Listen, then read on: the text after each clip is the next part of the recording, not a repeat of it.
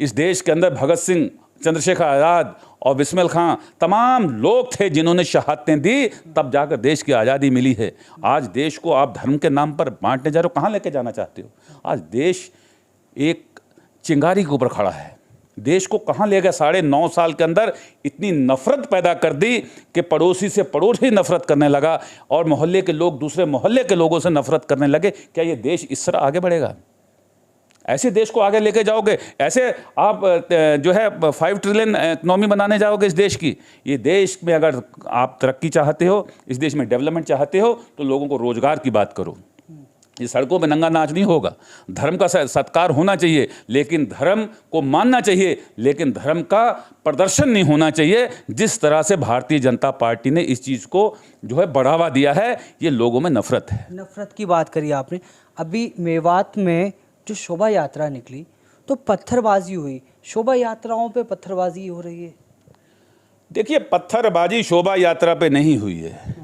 ये टारगेटेड एक जो है किस तरह से 2024 से पहले मोदी जी ने जितने झूठ बोल सकते थे उतने झूठ बोले। 15 लाख की बात हो, स्मार्ट सिटी की बात हो, डिजिटल इंडिया की बात हो, या तमाम ऐसी चीज़ें हैं जो रेल की, बुलेट ट्रेन की बात हो, लोगों को 2 करोड़ लोगों को रोज़गार देने की बात हो, ऐसा इतना झूठ की जो मशीन थी वो सारी अब जाम हो गई है। और 2024 के अंदर लोग अब सब चीज़ों को समझ चुके हैं, नीचे से ज़मीन खिसकी हुई है। और किस तरह से 2024 के अंदर, क्योंकि जो इन्होंने जो जिस तरह से 9.5 साल के अंदर इस देश की अर्थव्यवस्था को लूटा है, 2 लोगों को पूरी अर्थव्यवस्था दे दी और पूरी तरह से रोजगार आज नहीं है। आज बेरोजगार सड़कों पर है। कोविड के अंदर लाखों लोगों का रोजगार चला गया और तमाम चीज़ें, आज बेरोजगारी सबसे बड़ा मुद्दा है और लोग समझ चुके हैं कि ये झूठ है। अब कोई सुनने को तैयार नहीं है। तो जो पाप किए हैं, जो 9.5 साल के अंदर लोगों को सताया है, जो 9.5 साल के अंदर जो एक तमाम ईडी और ईडी और आयकर जो है जितने विभागों के नाम पर जो है लोगों के साथ जो दुराचार हुआ है, वो भय आज अमित शाह और मोदी को डरा रहा है कि किस तरह के 2024 में आना है। वह साजिश है। बरेली के अंदर भी चाहते थे। तमाम जो है इस नॉर्दर्न इंडिया के अंदर जो जिस तरह से किसान एकता बनी, भले पश्चिम उत्तर प्रदेश का सवाल हो, जो 2013 का बदनुमा दाग लगा था, जाटों ने जो है हिंदुओं को मुसलमानों के बीच में जो नफरत की खाई थी, वो किसान आंदोलन ने भर दी।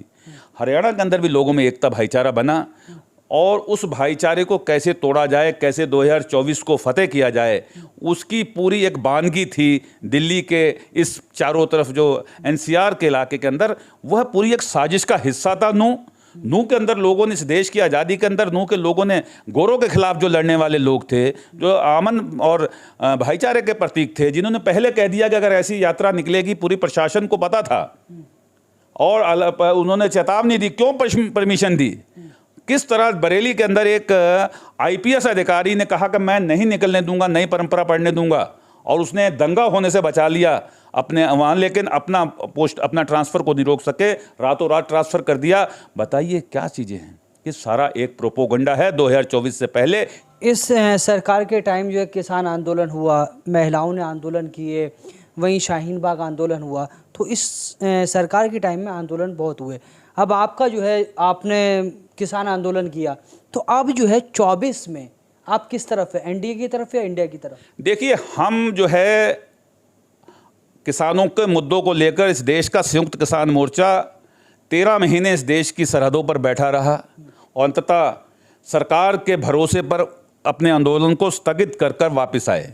लेकिन सरकार ने जो वादा किया कि हम एमएसपी की गारंटी की कमेटी बनाएंगे, किसानों पर मुकदमे वापस लेंगे, तमाम हमारे मुद्दे थे, अजय मिश्र टैनी को बर्खास्त करेंगे, उन सब पे सरकार मुकर गई। अब संयुक्त किसान मोर्चा पूरे देश के अंदर फिर दोबारा उन मुद्दों को लेकर लगातार कार्यक्रम कर रहा है। पूरे देश के हर राज्य में कन्वेंशन हो रहे हैं, यात्राएं निकल रही हैं, लगातार हमारे कार्यक्रम पूरे देश के संयुक्त मोर्चे के घटक संगठन कर रहे हैं। और 2024 से पहले इस सरकार से जवाब अब हम मांग नहीं रहे हैं, अब हिसाब मांग रहे हैं कि 9.5 साल का हमें हिसाब दीजिए। 2024 के अंदर मोदी जी ने कहा था कि हम स्वामीनाथन रिपोर्ट के आधार पर किसानों को उनकी आय दुगनी कर देंगे, और 2016 के अंदर कहा कि हम 2022 तक 1 जनवरी 2022 तक हम किसानों की आय दुगनी कर देंगे। हमें बता दें किस किसान की आय दुगनी हुई, कहाँ स्वामीनाथन आयोग के आधार पर आपने किसानों को 1.5 गुना दिया। तो तमाम मुद्दे हैं, आपने बिजली विधेयक ले आए, तमाम चीज़ें ऐसी हैं जिनको लेकर किसान त्रस्त है। आज टमाटर 300 रुपये किलो बिक रहा है, लेकिन जब नासिक और महाराष्ट्र और मध्य प्रदेश का किसान जब अपनी खेती लेकर आता है तो उसका सड़कों पर टमाटर फेंकना पड़ता है, 1 रुपये किलो बिकता है। यही लहसुन का है, यही प्याज, आलू, मटर, तमाम फसल। तो हम कहते हैं कि सरकार न्यूनतम समर्थन मूल्य की गारंटी होनी चाहिए। जिस तरह एक टॉफ़ी बेचने वाला भी उसका रेट फिक्स करता है, इस तरह देश के अन्नदाता को भी उसके उपज का दाम फिक्स होना चाहिए। न्यूनतम समर्थन मूल्य की गारंटी होनी चाहिए। इसके लेकर हम पूरे देश के अंदर जा रहे हैं और देश के किसानों के अंदर आक्रोश है। तो क्या किसान संगठन राकेश टिकैत और तेजेंद्र सिंह विर्क क्या चुनाव लड़ेंगे? नहीं, चुनाव हम नहीं लड़ेंगे। हमने पिछला विधानसभा चुनाव भी नहीं लड़ा, लेकिन उस व्यवस्था के खिलाफ लड़ेंगे जो व्यवस्था किसानों के खिलाफ है।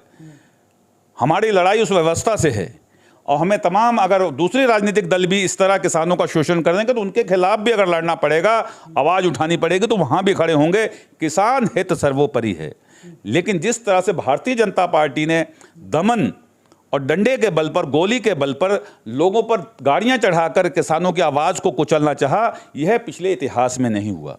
तो इसलिए किसानों में भारतीय जनता पार्टी के प्रति ज़्यादा आक्रोश है, क्योंकि अजय मिश्र टैनी जो 5 किसानों के कातिल हैं, अभी भी गद्दी पर काबिज हैं। अगर किसानों से जरा भी सरोकार होता, उसी दिन इस्तीफा ले लिया होता।